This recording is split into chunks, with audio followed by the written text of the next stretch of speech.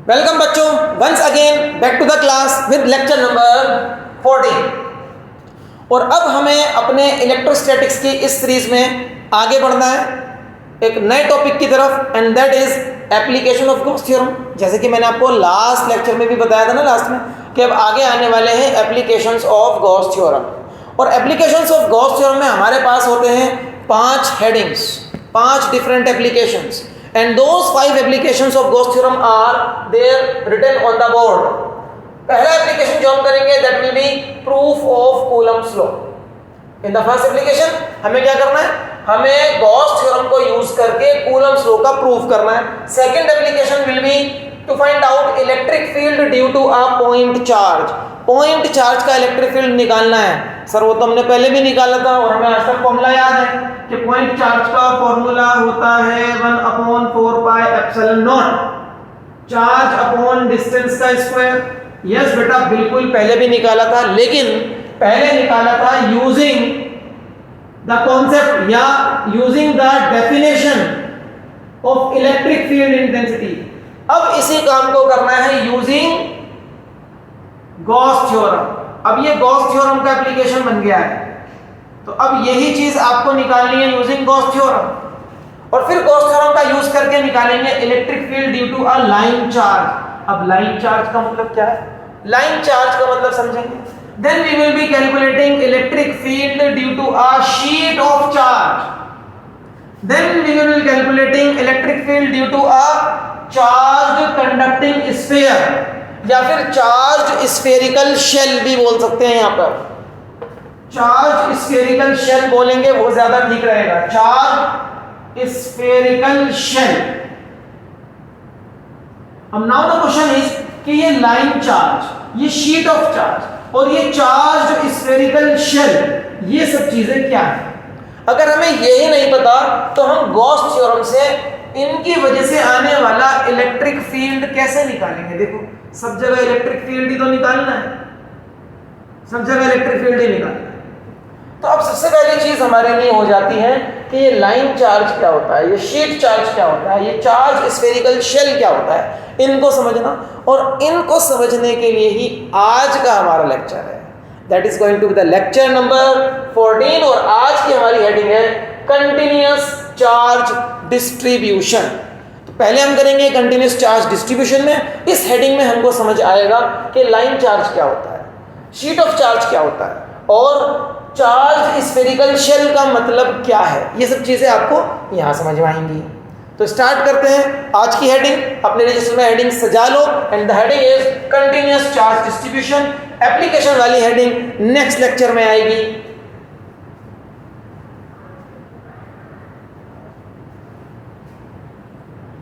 आज का लेक्चर बहुत छोटा होगा, मुझे तो ऐसा ही लग रहा है। चलो, कंटिन्यूअस चार्ज डिस्ट्रीब्यूशन का मतलब क्या है पहले इसको समझ लेते हैं। देखो, अभी तक आपने जहां पर भी इलेक्ट्रिक फील्ड कैलकुलेट किया है, वो इलेक्ट्रिक फील्ड आपने कैलकुलेट करा है due to discrete charges. First lecture में डिस्क्रीट चार्ज और कंटिन्यूअस चार्ज के बीच में आपको जो डिफरेंस होता है वो समझाया गया था under the heading of quantization of charge. Quantization of charge, charge की प्रॉपर्टी है ना, वहाँ पर ये चीज़ें समझाई गई थी कि डिस्क्रीट चार्ज क्या होता है और कंटिन्यूअस चार्ज क्या होता है। डिस्क्रीट चार्ज को जब भी हम लेंगे तो हम बात करते हैं माइक्रोस्कोपिक लेवल की, और कंटिन्यूअस चार्ज की जब हम बात करेंगे तो हम बात करते हैं बड़े लेवल की, लार्ज लेवल की, मैक्रोस्कोपिक लेवल की।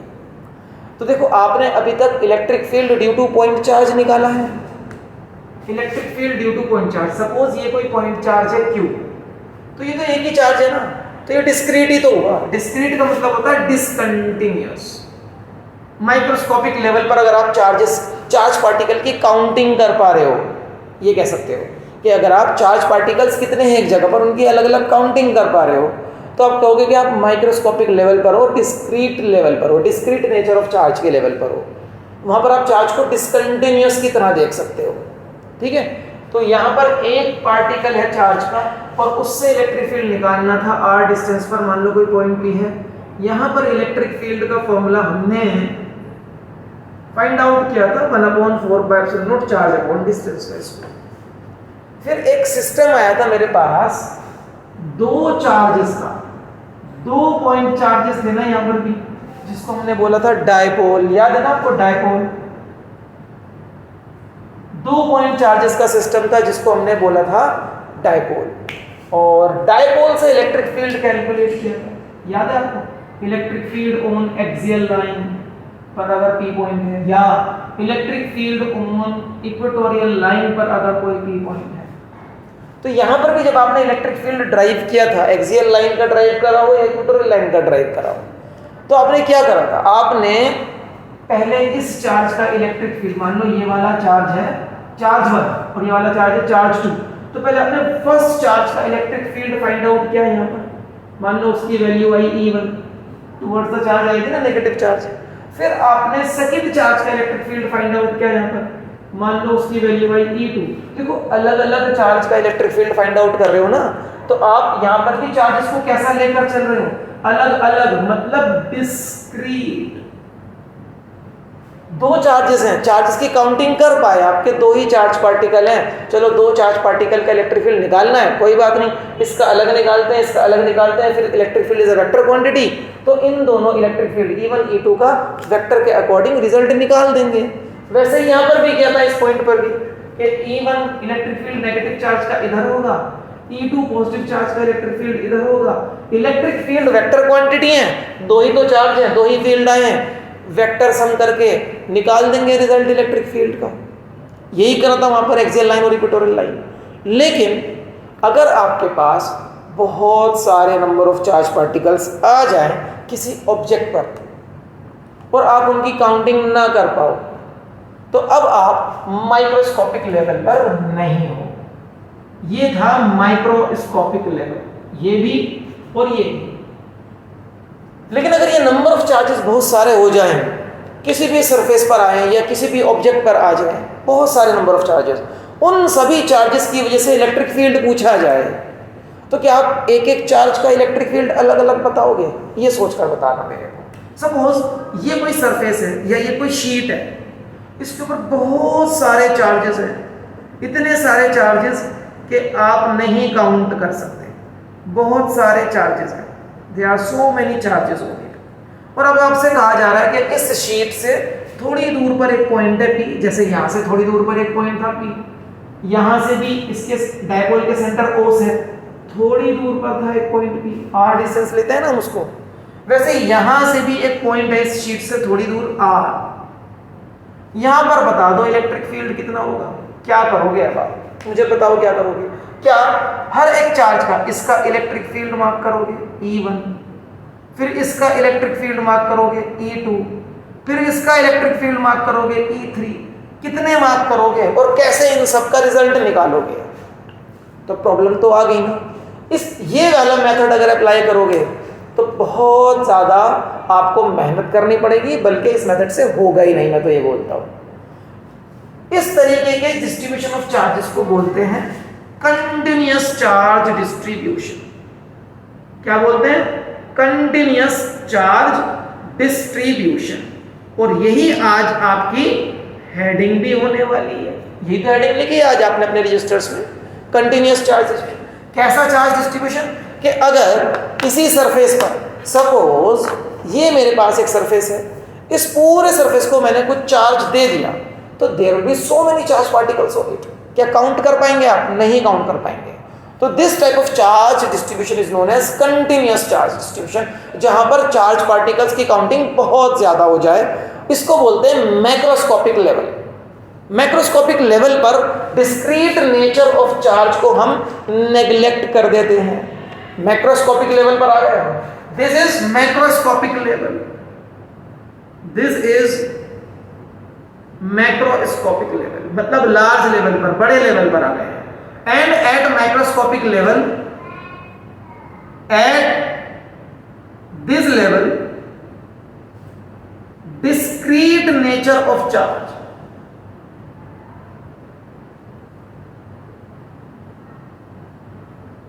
Is neglected. चार्ज के डिस्क्रीट नेचर को आप नेग्लेक्ट कर दोगे, ये होता है continuous charge distribution. This is what we know as continuous charge distribution. तो ये कॉन्सेप्ट है हमारा कंटिन्यूस चार्ज डिस्ट्रीब्यूशन का। अब कंटिन्यूस चार्ज डिस्ट्रीब्यूशन कितने तरीके का होता है ये हमें आगे देखना है। उससे पहले वीडियो को यहाँ पर पॉज करें, यहाँ तक के नोट्स जो भी आपको यहाँ से कॉपी करने हैं कॉपी कीजिए, क्योंकि कॉन्सेप्ट नया है।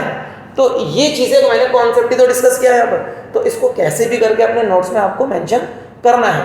इन्हीं चीज़ों से जब आप रिवाइज करते हो ना, मान लो आप कभी रिवाइज करने पर आ जाओ कि what is continuous charge distribution, तो कहाँ से रिवाइज करोगे? इसी कॉन्सेप्ट से रिवाइज करोगे। तो भैया इसको पॉज करो और कॉपी करो। मैं भी आपके लिए स्क्रीनशॉट ग्रुप में डाल देता हूँ टेलीग्राम चैनल पर।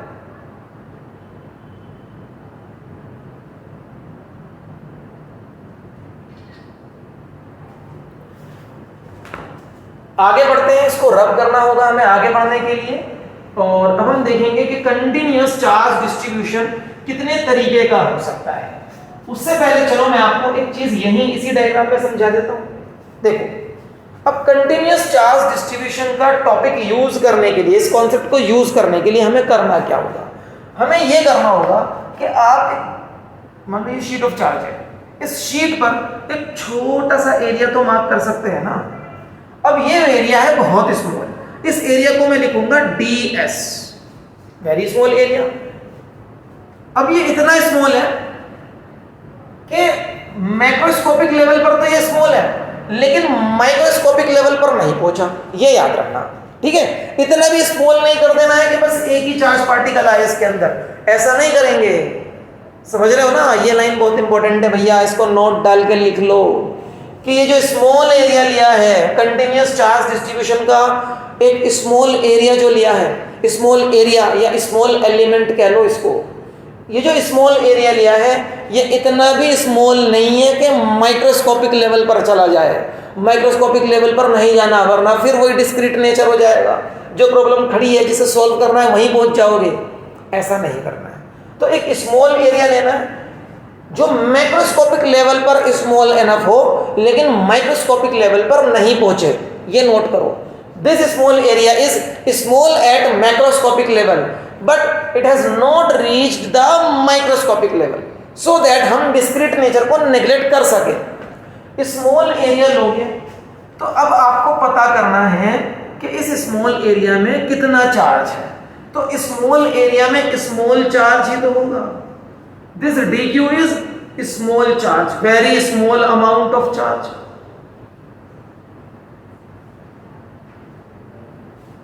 तो अब आप यहां से एक नया कॉन्सेप्ट, एक नया टॉपिक, एक नई हेडिंग लिख सकते हो, that is surface charge density. Surface charge density क्या है? Surface charge density means charge पर यूनिट एरिया। इस छोटे से एरिया में कितना चार्ज है, कितना चार्ज कितने एरिया पर है। तो dq चार्ज है ds एरिया पर, मतलब ये क्या है? चार्ज पर यूनिट एरिया, इसको बोलते हैं सरफेस चार्ज डेंसिटी। चार्ज की यूनिट क्या है? कूलम, और एरिया की यूनिट क्या है? Metre square. तो सरफेस चार्ज डेंसिटी की यूनिट भी आ गई मेरे पास, coulomb per metre square. Surface charge density का कॉन्सेप्ट कैसे यूज करना होता है? चार्ज कैलकुलेट करने के लिए, to calculate charge, to calculate charge. ये चीजें हमें आज देखनी है, आगे बढ़ेंगे अब इस लेक्चर में, ठीक है। तो ये कॉन्सेप्ट बहुत इंपॉर्टेंट है। यहां पर भी एक वीडियो को एक बार पॉज करके जो अभी एक्स्ट्रा बताया है उसको भी कॉपी कर लें कि ये सरफेस चार्ज डेंसिटी कैसे आ गई यहाँ पर। इसको भी कॉपी करो बच्चों, इसको भी जल्दी कॉपी करो।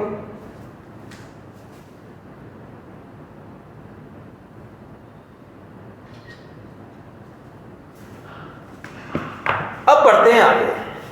अब देखो, ये जो चार्ज डिस्ट्रीब्यूशन है ना, कंटिन्यूअस चार्ज डिस्ट्रीब्यूशन, ये 3 तरीके का होता है।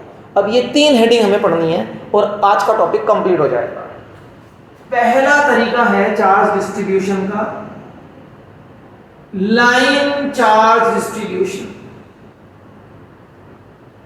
लाइन चार्ज डिस्ट्रीब्यूशन का मतलब है कि जब आप चार्ज को किसी लाइन पर डिस्ट्रीब्यूट करो। अब लाइन पर डिस्ट्रीब्यूट कैसे करेंगे? लाइन मतलब सीधी स्ट्रेट लाइन, अब स्ट्रेट लाइन जैसा क्या होगा? स्ट्रेट लाइन भी हो सकती है, कर्व लाइन भी हो सकती है, ठीक है। अब लाइन जैसा क्या होगा? मान लो ये एक लाइन है, लाइन जैसा हो सकता है एक wire. Suppose I am having a wire, suppose मेरे पास ये एक वायर है। इस वायर पे अगर मैं चार्ज डिस्ट्रीब्यूट करा दूं तो इसको बोलूंगा लाइन चार्ज डिस्ट्रीब्यूशन। इसको क्या बोलूंगा? लाइन चार्ज डिस्ट्रीब्यूशन बोलूंगा। इस वायर पे चार्ज डिस्ट्रीब्यूट करा दो, इस वायर पे कुछ चार्ज दे दो, ये दे दिया चार्ज। अब क्योंकि वायर तो काफी बड़ा है तो मैक्रोस्कोपिक लेवल पर आ गया। माइक्रोस्कोपिक तो नहीं है ना, अब ये कौन से लेवल पर आ गया? मैक्रोस्कोपिक लेवल पर आ चुका है ये वायर, ठीक। तो इस पे चार्ज भी काफी सारे अमाउंट में आ चुका होगा।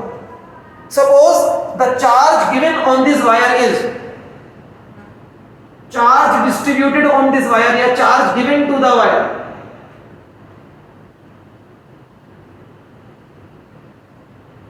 Q and the length of the wire is R. Length of the wire is L. L लिखो इसको, लेंथ ऑफ द वायर को L लिखते हैं। तो अब यहां पर एक आप नई क्वांटिटी डिफाइन करेंगे, इसको रब करने का टाइम आ चुका है। यहां पर आप एक नई क्वांटिटी डिफाइन करेंगे जिसको हम कहते हैं linear charge density. And what is linear charge density? It is defined as charge distributed या charge given per unit length। कितना चार्ज कितनी लेंथ पर दिया है, इसको बोलते हैं लीनियर चार्ज डेंसिटी। डेफिनेशन लिखना चाहते हो तो लिख लो, linear charge density is defined as charge distributed per unit length. देखो इसके लीनियर चार्ज डेंसिटी का सिंबल हम यूज करेंगे lambda is equal to charge distribute करा है Q और कितनी लेंथ पर करा है? L लेंथ पर करा है। ये लीनियर चार्ज डेंसिटी है। इसकी SI यूनिट क्या होगी? चार्ज की यूनिट लिख दो कूलम, लेंथ की यूनिट लिख दो मीटर, कूलम पर मीटर इसकी SI यूनिट है। अब कैसे मैं इसको यूज कर सकता हूं तो find out charge on a particular length. मान लो मुझे इस लेंथ में से, इस पूरी लेंथ में से, L लेंथ में से इस छोटी लेंथ L, कैपिटल L का चार्ज पता करना है, तो इस फॉर्मूले में स्मॉल n की जगह क्या लगा दो? Capital L। तो स्मॉल q की जगह क्या आ जाएगा? कितनी जगह पर कितना चार्ज है। मान लो इतनी जगह पर चार्ज है Q डैश, तो लैम्डा तो नहीं बदलेगा ना, चार्ज पर यूनिट लेंथ तो नहीं बदलेगा, ये चीज कांस्टेंट होती है, ये चीज कांस्टेंट होती है फॉर कंटीन्यूअस चार्ज डिस्ट्रीब्यूशन। ये इसकी इंपॉर्टेंस है।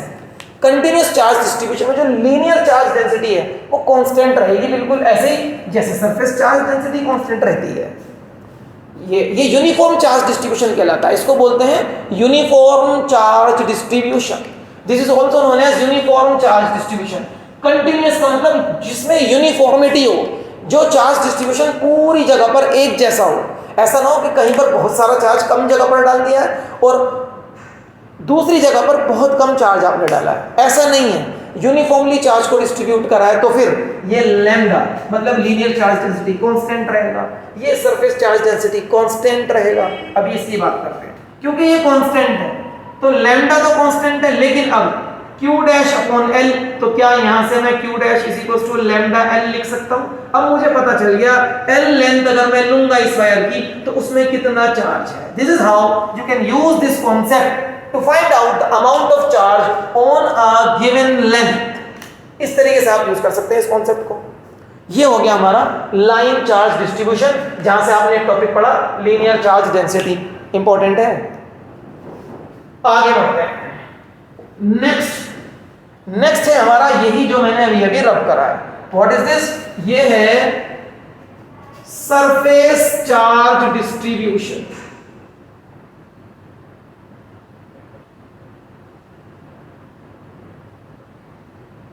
Surface charge distribution. Surface charge distribution क्या है बेटा? अगर मेरे पास कोई सरफेस है, चलिए फिर से मैं एक सरफेस ले लेता हूं। सपोज मेरे पास ये सरफेस है और मैंने इस पूरे सरफेस को चार्ज दे दिया। अब ये एक बड़ा सा सरफेस है, चलिए बना लेते हैं। ये एक सरफेस है, इस पूरे सरफेस को मैंने चार्ज दे दिया है।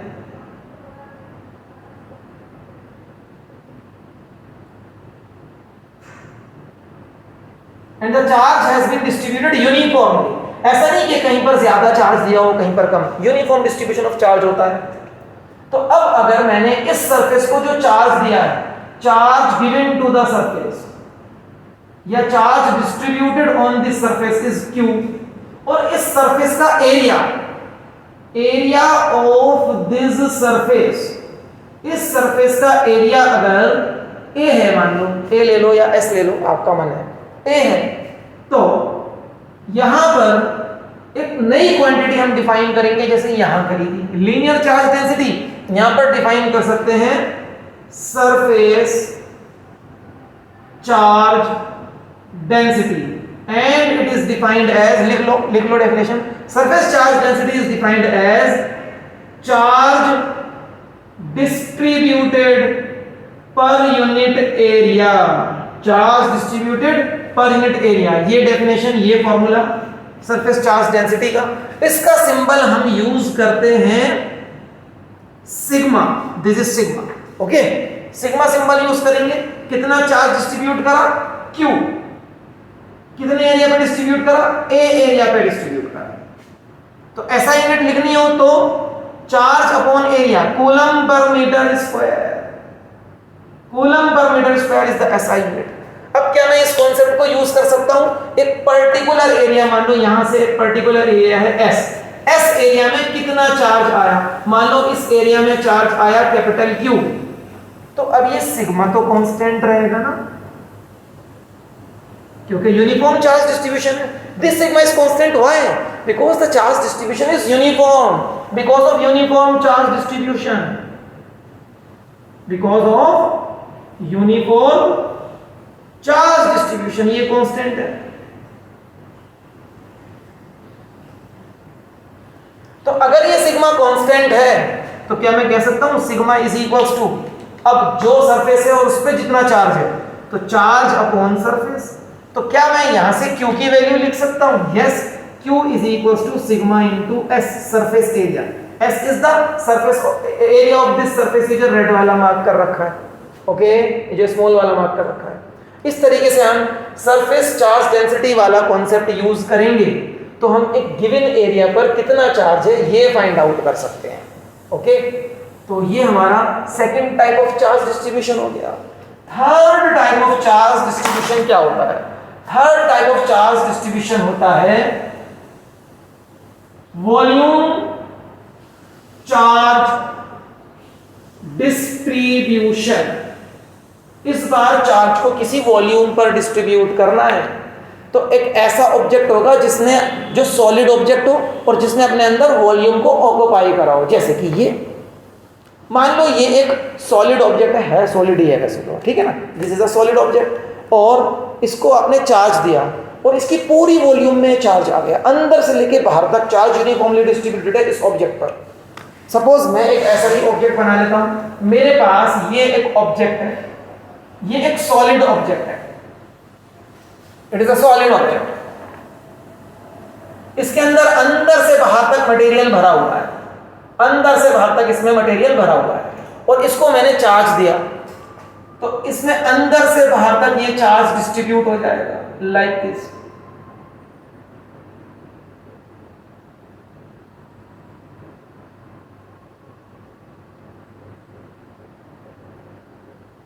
And the charge is distributed uniformly, अंदर से बाहर तक ये चार्ज डिस्ट्रीब्यूट हो गया, इसके सरफेस तक, सरफेस पे भी आ जाएगा।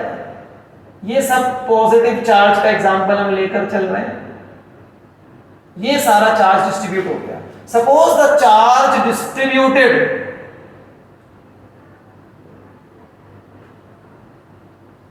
टू दिस वॉल्यूम, इस वॉल्यूम पर जो मैंने चार्ज डिस्ट्रीब्यूट करा है वो Q है, एंड वॉल्यूम कितनी है इसकी?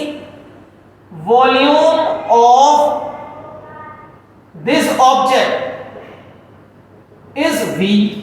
तो यहां पर आप जो क्वांटिटी डिफाइन करेंगे, जैसे यहां डिफाइन करी थी लीनियर चार्ज डेंसिटी, लीनियर मतलब लाइन लेंथ, यहाँ डिफाइन करा था सरफेस चार्ज डेंसिटी, सरफेस मतलब area of the surface, surface area. यहाँ पर डिफाइन कर सकते हैं वॉल्यूम चार्ज डेंसिटी, क्योंकि इस बार चार्ज दिया है पूरी वॉल्यूम पर। Volume charge density is defined as, लिख लो नोट डाल के लिखो, volume charge density is defined as charge distributed per unit volume, charge distributed per unit volume, ये इसका फॉर्मूला, इसका कॉन्सेप्ट, इसकी डेफिनेशन है। वॉल्यूम चार्ज डेंसिटी को हम डिनोट करेंगे लेटर रोह से, RHO, रोह बोलते हैं इसको, ग्रीक लेटर RHO, रोह पढ़ना है, ठीक है। इसको डिनोट करेंगे लेटर रोह से। चार्ज डिस्ट्रीब्यूटेड कितना है, Q, कितनी वॉल्यूम पर, V, तो I can write Q upon V। यहां पर भी ये रोह क्या होता है, कांस्टेंट होता है, क्यों, because of uniform charge distribution, ये कांस्टेंट ही रहेगा। तो क्या मैं इस कॉन्सेप्ट को भी यूज कर सकता हूं, एक पर्टिकुलर वॉल्यूम में कितना चार्ज है, मान लो इसकी वॉल्यूम V है और इसके अंदर चार्ज कितना है ये पता करना है, V छोड़ो, V डैश लिख लो, वॉल्यूम V डैश में कितना चार्ज है ये पता करना है। तो क्या मैं इसी फॉर्मूले को इसके लिए लगा सकता हूं, कैपिटल Q चार्ज और V डैश वॉल्यूम, यस, क्योंकि रो तो कांस्टेंट है, रो की वैल्यू तो यहां से पता चल जाएगी। तो कितना चार्ज है, Q पता करना है मुझे, कितनी वॉल्यूम में, V डैश वॉल्यूम में। तो मैं कैसे लिख सकता हूं, Q is equal to rho into V dash. This much of the charge in the volume V dash can be calculated by multiplying rho, मतलब surface charge density, with the given volume। कितनी volume में कितना charge, तो volume को volume charge density से multiply कर दो। कितने एरिया में कितना चार्ज है ये पता करना है, तो गिवन एरिया को सरफेस चार्ज डेंसिटी से मल्टीप्लाई कर दो। कितनी लेंथ में कितना चार्ज है ये पता करना है, तो गिवन लेंथ को लीनियर चार्ज डेंसिटी से मल्टीप्लाई कर दो। ओके, तो ये तीन टॉपिक, ये तीन concept, linear charge density, surface charge density and volume charge density, बहुत इंपॉर्टेंट है आगे बढ़ने के लिए। कौन से टॉपिक में आगे बढ़ने के लिए, एप्लीकेशन ऑफ गॉस थ्योरम, जो हमें नेक्स्ट लेक्चर से स्टार्ट कर देने हैं। एक बात और याद रखना, वॉल्यूम चार्ज डेंसिटी को कभी कभी सिर्फ चार्ज डेंसिटी भी लिख देते हैं, तो उसमें आपको ध्यान रखना है, ठीक है, उसमें कंफ्यूज नहीं होना है। That is all from the today's topic. आज के टॉपिक में सिर्फ यही था। और ये टॉपिक क्यों इंपॉर्टेंट है बेटा, मुझे नहीं लगता कि कभी आपसे किसी क्वेश्चन पेपर में ये पूछा जाए what is surface charge density. हाँ, इतना जरूर है कि सरफेस चार्ज डेंसिटी को यूज करके आगे आपको अगले 2 दिन में 3 डेरिवेशन जरूर करने हैं। तो that is why this topic is important, या ये वाला टॉपिक इज इंपॉर्टेंट, या वो भी इंपॉर्टेंट है टॉपिक, लेकिन क्लास 12 में शायद इसका कहीं एप्लीकेशन मिले, बट सिलेबस में वॉल्यूम चार्ज डेंसिटी को जानना जरूरी है। तो फिर नेक्स्ट लेक्चर में मिलेंगे, नेक्स्ट टॉपिक के साथ मिलेंगे, और नेक्स्ट टॉपिक हमारा होगा application of Gauss theorem. But before living मेरी फिर से आपके साथ एक रिक्वेस्ट कि आप अगर यहाँ पर थोड़ा सा भी बेनिफिट इन क्लासेस से उठा पा रहे हैं, आपको लग रहा है कि ये क्लासेस रियल में बेनिफिशियल हैं, तो फिर मुझे मोटिवेट करने के लिए आप कमेंट बॉक्स में अपना एक्सपीरियंस शेयर करें और इस चैनल को सब्सक्राइब भी करें, वीडियो को लाइक भी करें, सो दैट मुझे मोटिवेशन मिले आगे और अच्छे तरीके से इन एजुकेशनल वीडियोस को आपके पास तक पहुंचाने का। क्योंकि यहाँ पर मैंने अपने से एक प्लेज ली है कि मुझे ये क्लास 12th का पूरा सिलेबस आप लोगों को प्रोवाइड कराना है टिल 31 दिसंबर, सो दैट आप इस बार के आने वाले बोर्ड एग्जाम बहुत अच्छे से दे सकें। मिलते हैं फिर इसी अपने स्ट्रॉन्ग कॉन्फिडेंस के साथ नेक्स्ट लेक्चर में, नेक्स्ट टॉपिक में। Till then, bye bye.